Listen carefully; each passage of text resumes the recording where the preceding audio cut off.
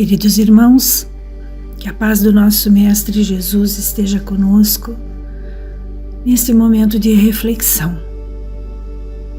Aqueles que já conhecem o nosso lar, convidamos para que se imaginem no salão da prece, envolvidos por esta música suave que favorece a sintonia com o mundo espiritual superior. Aqueles que aqui chegam pela primeira vez, que se sintam envolvidos pela nossa vibração de carinho, de esperança e de paz. A nossa reflexão de hoje começa com o texto de Emmanuel, publicado no livro Opinião Espírita, psicografado por Chico Xavier e Valdo Vieira, e no qual Emmanuel se inspira no capítulo 15 do Evangelho segundo o Espiritismo: fora da caridade não há salvação. E o nosso amigo espiritual Emmanuel então nos diz no texto que ele intitulou Caridade e Raciocínio, nos diz assim: todos pensamos na caridade, todos falamos em caridade. A caridade, indubitavelmente, é o coração que fala. Entretanto, nas situações anormais da vida, há que ouvir o raciocínio a fim de que ela seja o bem que deve ser. Nada fere tanto como a visão de um ente querido sob os tentáculos do câncer. O coração chora. Mas se a radiografia sugere trabalho operatório, pede o raciocínio para que a cirurgia lhe revolva a carne entorpecida na suprema tentativa da recuperação. Nada enternece mais do que abraçar um pequenino nas alegrias do lar. O coração festeja. Mas se a criança brinca com fósforos, aconselha o raciocínio que se lhe dê corrigenda. Nada sensibiliza mais do que encontrar um alienado mental atirado à rua. Nosso coração lamenta. Mas se o louco, em crise de fúria, carrega bombas consigo, prescreve a razão, seja ele contido. Nada preocupa mais que observar um companheiro no abuso de entorpecentes. O coração sofre.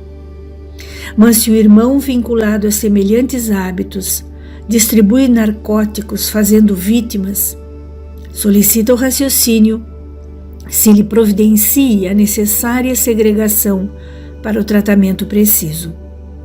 O raciocínio, em nome da caridade, não tem, de certo, a presunção de violentar consciência alguma, impondo-lhe freios drásticos que lhe objetivem o aperfeiçoamento compulsório. A misericórdia divina é paciência infatigável com os nossos multimilenários desequilíbrios, auxiliando a cada um de nós através de meios determinados, de modo a que venhamos saná-los por nós mesmos com o remédio amargoso da experiência no veículo das horas. Surge a autoridade do raciocínio quando os nossos males saem de nós, em prejuízo dos outros. Clareando a definição, comparemos a caridade, nascendo nas profundezas da alma, com a fonte que se derrama espontânea das entranhas da terra. A fonte pode ser volumosa ou escassa, reta ou sinuosa, jorrar da montanha ou descambar na superfície, saciar monstros ou dar de beber às aves do céu, tudo dependendo da estrutura, do clima, do solo ou das circunstâncias em que se movimente.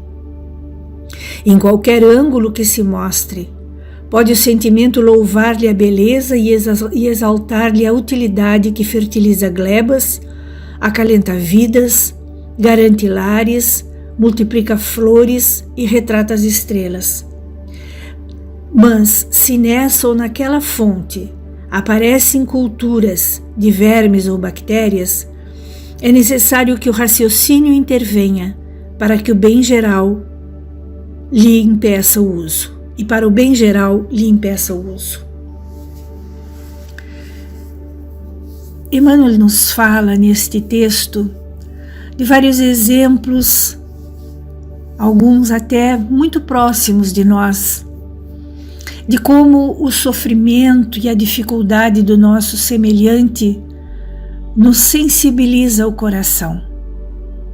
Ficamos preocupados, nos enternecemos, sentimos compaixão e queremos de alguma maneira minorar esse sofrimento.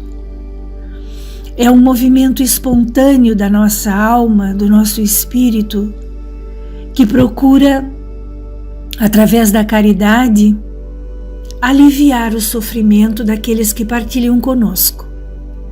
Mas Emmanuel faz o contraponto de que, junto a essa caridade espontânea, motivada pela sensibilização do nosso afeto, do nosso coração, é preciso que nós também nos sintamos compelidos a usar em algumas circunstâncias a razão para que a caridade se faça efetivamente como deve ser, nas palavras dele. E nos dá alguns exemplos. Eu fico com o exemplo da criança, que às vezes está brincando com algo que pode prejudicá-lo. Se nós não tivermos a sensibilidade de intervir, colocando limite, talvez aquela criança se machuque. E ao se machucar, nós vamos nos sentir responsabilizados e muito mal por termos de alguma maneira, por omissão, causado o seu sofrimento. É mais ou menos o que a gente precisa fazer quando tem que dar limites, não só às crianças, mas também aos adultos. Quantas vezes nós precisamos nos colocar na posição daquele que diz não. E quando dizemos não, estamos ajudando na evolução, na educação daquele espírito que o recebe. Porque amar pressupõe que a gente, ao pensar no futuro, ao pensar nas consequências daquele ato, se coloque como alguém que chama à razão aquele que se equivoca. A fonte, e o último exemplo do Emmanuel é muito lindo, porque a fonte limpa, ela nasce pura. A água da fonte nasce pura. Mas ela pode vir a se contaminar.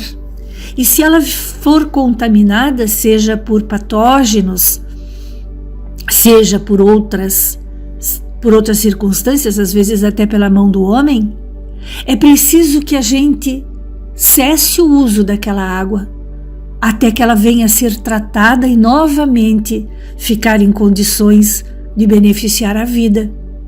É o uso da razão. A fonte faz o bem, mas em algum momento ela pode prejudicar.